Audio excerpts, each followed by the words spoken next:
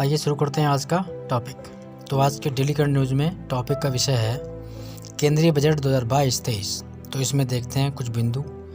ये चर्चा में क्यों रहा, कराधान के बारे में क्या है, नई पहलें कौन कौन सी जोड़ी गई हैं, अन्य महत्वपूर्ण आवंटन के बारे में चर्चा करेंगे। साथ ही समझेंगे अन्य महत्वपूर्ण बातें। तो इस बजट में क्या मिला, किसको क्या मिला है, इसके बारे में अध्ययन करेंगे।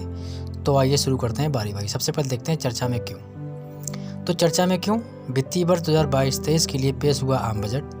केंद्रीय वित्त मंत्री निर्मला सीतारमण ने अपने कार्यकाल का चौथा बजट पेश किया और ये वर्ष का 2022 का पहला बजट है। युवाओं, महिलाओं और किसानों पर केंद्रित रहा ये बजट। वित्तीय वर्ष 2022-23 के लिए राजकोषीय घाटा को GDP 6.4 लाने का लक्ष्य। आने वाले साल में GDP ग्रोथ 9.27% रखने की उम्मीद की गई है।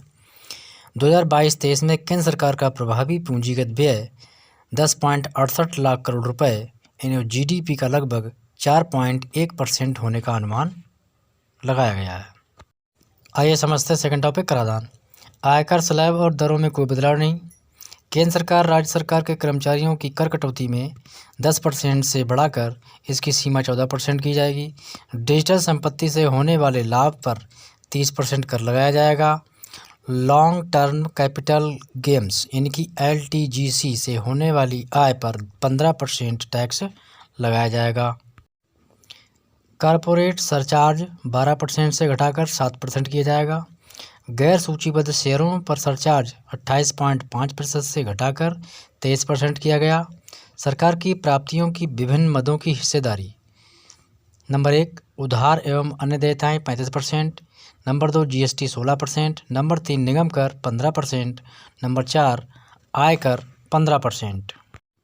नंबर 5 केंद्रीय उत्पाद शुल्क 7%। गैर कर राजस्व 5%। कस्टम्स 5%।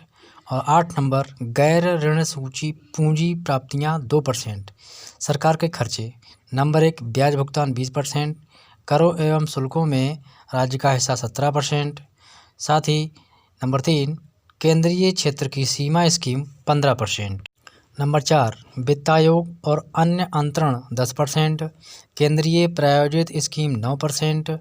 6 अन्य व्यय 9%। 7 नंबर रक्षा 8%। 8 नंबर सब्सिडी 8% और पेंशन 9%। आइए समझते हैं नई पहलें। RBI द्वारा जल्द ही जारी किया जाएगा डिजिटल रुपया।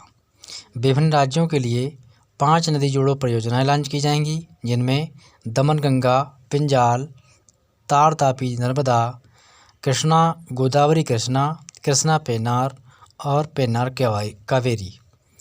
उत्तर पूर्व परिषद के जरिए prime ministers development internship for north east region PMDVNI नामक नई योजना शुरू की जाएगी। विश्व स्तरीय इंफ्रास्ट्रक्चर बनाने के लिए गति शक्ति मास्टर प्लान। 2022-23 में PPP मॉडल पर 4 स्थानों पर मल्टी मॉडल लॉजिस्टिक पार्क की शुरुआत की जाएगी।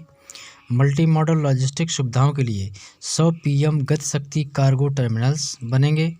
दुर्गम पहाड़ी क्षेत्रों के लिए राष्ट्रीय रोपवे विकास कार्यक्रम को भी लॉन्च किया जाएगा। स्पेशल इकोनॉमिक जोन एक्ट में जल्द होगा बदलाव। एनिमेशन गेमिंग टास्क फोर्स का गठन किया जाएगा।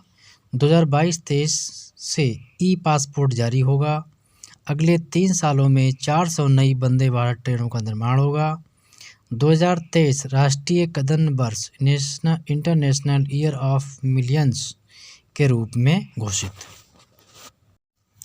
5 सालों में रेजिंग एंड एक्सीलरेटिंग SMSE फार्मेंसिंग यानी कि RAMP प्रोग्राम शुरू किया जाएगा।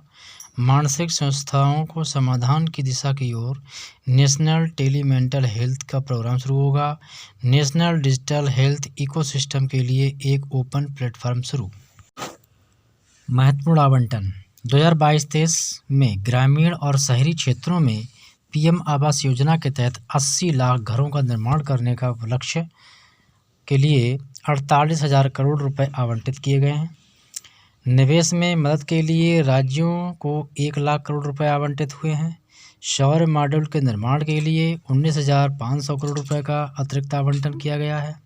रक्षा क्षेत्र में आत्मनिर्भरता को बढ़ावा देने के लिए पूंजीगत खरीद के बजट का 68% घरेलू उद्योग के लिए निर्धारित किए गए हैं।